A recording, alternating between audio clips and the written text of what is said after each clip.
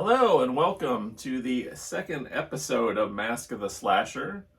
With me as always, my wife, Krista. Hi. Last time, if you hopefully listened to our first episode, we talked about how we got into horror and some of the movies that got into horror. And something that came up during that, of course, is how those movies still hold up today upon repeat viewings. But there's also a lot of movies from back then that don't hold up so well. And that's what we're going to be talking about today. Yes, a lot of the episodes that we do are going to be based on actual conversations that Josh and I have when watching movies, where we go, this was better when we were kids. And there's reasons for that. I think mostly, though, it has to do with special effects and that kind of thing, because we've gone through those ages of claymation, stop motion, Yes. green screens, Yes. which were rough. Yes. I mean, there's good and bad with all of it. Yeah. Like, there's great stop motion and terrible stop motion. The green screen stuff back in the day, to me, that was always a little dicey. I have one movie in particular. I have to say that when I was a kid, as I said in the last episode, if you haven't watched that, go back and watch it after this. It's good. Yes. That I did not get exposed to a lot of horror movies because my mother kept me out of that section of the video store, and I was only able to watch that kind of stuff at my dad's house, which was every other weekend. And most of the time we ended up just choosing to watch Weird Science. So, but this movie in particular is Children of the Corn, which came out in 1984 and was adapted from a Stephen King book. And side note, why are Stephen King books that are adapted into movies usually pretty crappy? Yeah, what is up with that? Because the original It. Yeah. Well, the original It, let's just say this. If it was a TV movie, and it was, I don't know, I think it's 4 hours long or something ridiculous like that. Just stupid. If they had chopped it down to like 2 hours and put the most emphasis on Tim Curry just being Pennywise and doing an amazing job of it, which Tim Curry was amazing in everything he's ever been in my opinion, that I've seen at least. Yeah. Then it would have been a bang-up movie. Children of the Corn is no exception to this. I mean, for the most part, the movie itself isn't terrible. The storyline is a little questionable. It is about a young couple who, he had just graduated med school. They were driving through the Midwest. This is supposedly Nebraska. Mostly filmed in Iowa, by the way. Wow. I don't remember where. I'm sure it doesn't matter. It's cornfields. But they are driving through the town and they get stopped because there is a body on the road. And so they get out to investigate and they put the body in the car. They find out that there is a cult with the children where they have killed off anybody who was over 18. That would include their parents and all that good stuff. And they see that these two adults that have come into town, they're now a threat. And as the adults figure it out, they're like, oh, we should try to save these people, blah, blah, blah. Right. And the cult is based off of a deity that lives in the cornfields that they call He Who Walks Behind the Rose. The main character, his name is Isaac, and he's weird looking. And I looked him up. We're not body shaming, don't cancel us. No. But I looked him up. He was actually like a full-grown adult when they did this. Right. He just had a genetic disorder, issue, right? That it caused him to look like that. And then he had like a disciple, essentially, who was Malachi. I mean, like I said, the story isn't terrible. Stephen King has good storylines. That's always been fine. And for the most part, getting up to the end, spoiler alert, FYI, getting up to the end, everything's fine as far as it's just practical stuff. There's killing and whatever, and nothing exciting. Major. But at the end there, to show the physical deity in the ground, which, by the way, I'm pretty sure that's where Tremors got their idea I on think so. how to have something crawl into the ground. They showed what I could only describe as the worst green screen version of the Predator. Well, his vision is what, Yeah. the thermal vision is The what, thermal vision. Yeah, Yeah. it's like, it's almost like TV snow. yeah, it's like TV snow eating him up, basically. Yeah, and Isaac, he's sacrificing himself on a cross, and this thing comes up through the ground and climbs over him, and TV snow takes over him, Yeah. and that's Very strange. That's the first horrible part. The next, though, is that they're trying to blow up the fields to kill this thing and to stop this continual issue they're having in the town, and they show an explosion. Well, there's also that cloud at first before they blow it up. There's that cloud kind of going over the field that looks terrible. So that's what I'm talking about. Yeah, it's like a weird, and it's a green screen cloud. Yeah, it looks weird. It looks like, obviously they didn't have CGI back then, No. but it looks like the worst CGI you can imagine. That's what it Yes. looks like to me. They didn't necessarily have to do that. No. Because they have a real explosion that they actually did on site for the remainder of it. Right. So they could have probably created a cloud, is all I'm saying.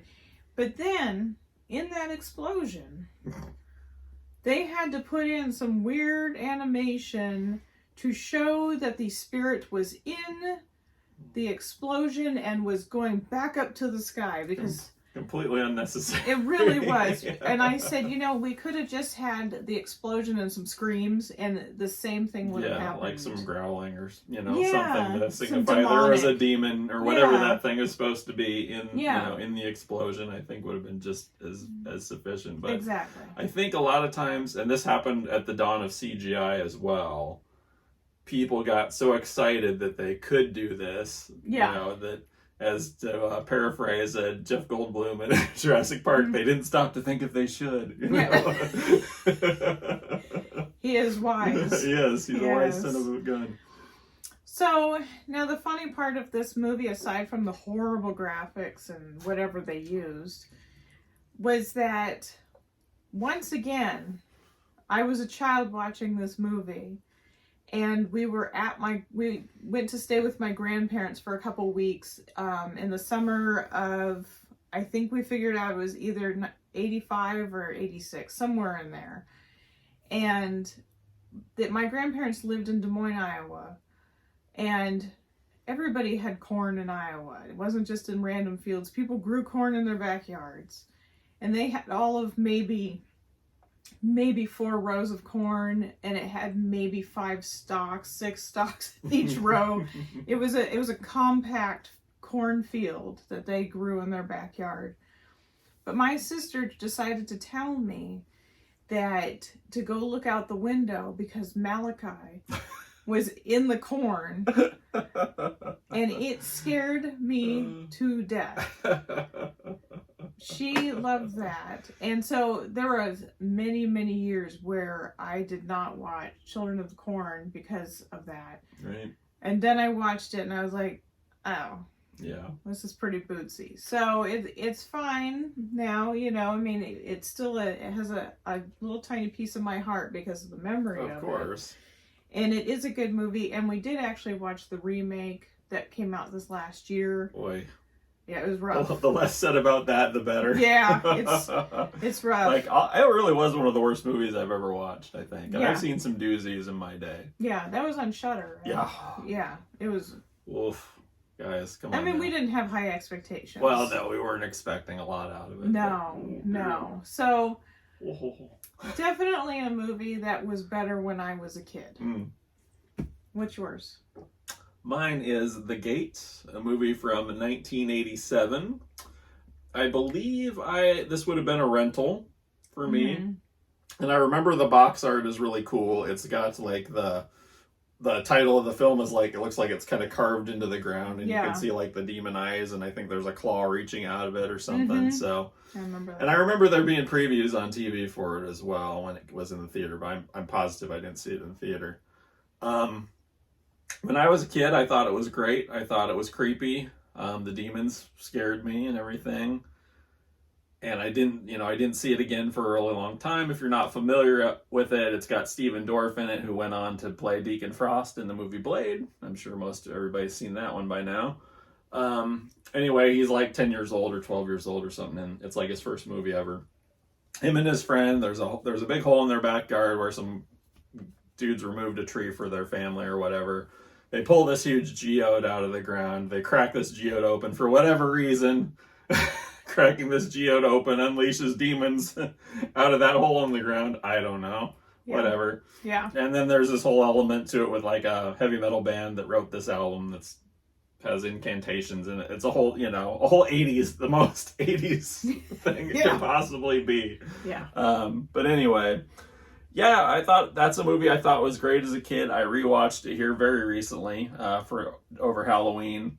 And honestly, it was a movie that I thought was great when I was a kid. It's a movie now that leaves me with a lot of questions. Yeah. First of all, again, not body shaming, don't cancel me. Stephen Dorff in that movie, he does not look like a child. He looks like somebody took a 30-year-old man and miniaturized them. There's something about the way he looks and the clothes he wears that he just looks like a small adult. and I'm not trying, like, it's just, I don't know. Maybe he's brothers with the guy who played Isaac in Children of the Corn. Like, he grew up to look totally normal. He grew up to look totally normal. But yeah, he looks strange in that movie to me. So then, the other thing, so that's weird, right? Then you've got the demon lord in this movie that's like at least 2 stories tall. Another hole, there's a lot of holes in this movie. Another hole opens up in the floor of Stephen Dorff's house. And this huge demon comes out of it. He's like at least 2 stories tall. His head hits the top of the house. And but then you've got like the other demons that are that are more plentiful in the movie, if you will, the minions or whatever you want to call them, and they're like maybe a foot tall. I don't know. So like here you've got a 2-story tall demon, and then these tiny little. Why are they so small? And the reason I think is because before the Gate came out, you had Gremlins, you had Ghoulies, you had Critters, all these movies with diminutive creatures in the 80s for some reason. So then you had the Gate, and then 1989 Puppet Master started. Was the fact that there were all these diminutive monsters in the 80s, was that like a reaction to like the 1950s and 60s where you had all the giant insect movies and kaiju movies and Godzilla and stuff? Was it because we had all these huge creatures and that back then, now we're gonna have all these really tiny ones, Well, yeah, there was a lot of little tiny things. What was that weird movie with, was it Gene Simmons was in it, and they had the little robotic spiders? Runaway. I love that movie. There's a movie that was better when we were kids. I still like that movie a lot, actually. Yeah. It's got Tom Selleck and Gene Simmons in it, and little robot spiders. They did. There was a lot of movies like that where there was little creatures because they could overtake things. Yeah. But also animatronics became a little more easy to acquire because Disney had come out with them. If you ever want to watch something boring, talk about Disney and what was it? The Great Hall of Presidents and animatronics and the beginning of it all. But that's where it started, and that was a long time ago, obviously. And so they just kept getting smaller and smaller because technology getting smaller, just like our computers and everything. Oh, that's true too, yeah. So I think it just became more accessible to movie studios to do that, because think of all that, like we talked about the claymation, right, and stop motion and all that stuff. Right. And it's like, okay, old hat. Yeah. Let's go to something else, and now they've got tiny robots. Right, because it wasn't just in horror. I mean, you had like batteries not included. Oh, I love that movie. That movie made me cry. Oh yeah, super sad. Little tiny guy. Yeah. Plot feels super disjointed. It's like, okay, there's the hole in the ground, and then there's the geode, and then there's the metal album, and they try to kind of tie it all together, but it doesn't really tie together. It's almost like 3 different people wrote the story, and let's mash all these 80s tropes together into one movie. Yeah. And of course, 87, the 80s are almost over by the time this movie comes out, so all those tropes have been established by then. Yeah. and so I'm sure it was very easy for them to just They probably just borrowed from other kind of places. cobble all these things. Yeah. The plot feels very cobbled together to me now as an adult.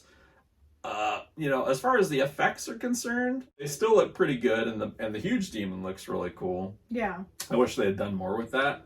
That's another thing I have a problem with, I guess, is that they killed the main demon at the end by shooting a toy rocket at him, which seems really lame. It was meant to represent love between the family or something. So yeah, because it's something they all did together or whatever, That theme. or the brother and sister did. I don't know. I can't remember. That theme runs through a lot of movies too, where we all have to bring in something that we love. Yeah. And Trope. Yeah, exactly. Definitely an 80s trope.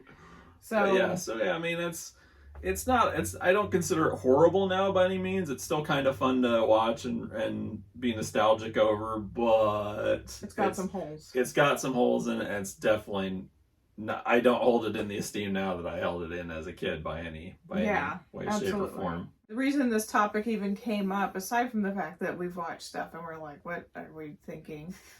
Was, like I had said in last episode, is that my mom watched, the Universal monster movies, and they are not as scary now as they once were. And it's just because obviously we've evolved. Yeah. In effects, we've evolved. Effects change and the world's changed, But we've also gotten to a point where we use so much CGI that it's not scary anymore. And that becomes frustrating because it's like, okay, a little bit too much. Yeah. They had a little bit too much of a budget. What was it we just watched the other day and you were like, oh, they just got a little too crazy with the... Well, the one I was thinking of, and I actually mentioned it earlier, was Blade. Oh, that's right. That movie, I loved Blade, the first one especially, but at the end, at the final battle scene, there's a lot of CGI being used, and up to that point in the movie, there's not a lot of CGI in that movie, It's... obviously when the vampires get killed, they kind of turn to ash or whatever, and that obviously is CGI, but it doesn't look terrible. Yeah. But then at the end, they're fighting, and the main guy is all CGI, or the main villain, I should say, is all CGI'd up, and weird blood things are coming out of him, and it does not look good. It didn't look good back then either. Yeah, no. They just abused it. Yeah, there's like a handful of movies where the CGI actually looks good and convincing to me. Anyway, share your stories with us in the comments. Again, you can also email us at maskoftheslasher@gmail.com. Don't forget, we are also on Spotify. If you don't want to look at our mugs for some reason, or you're wanting to listen to us on the go, it's there for streaming. Be sure to like and subscribe, as the kids say, and we'll see you next time. Thanks for watching. Take care. Bye! Bye!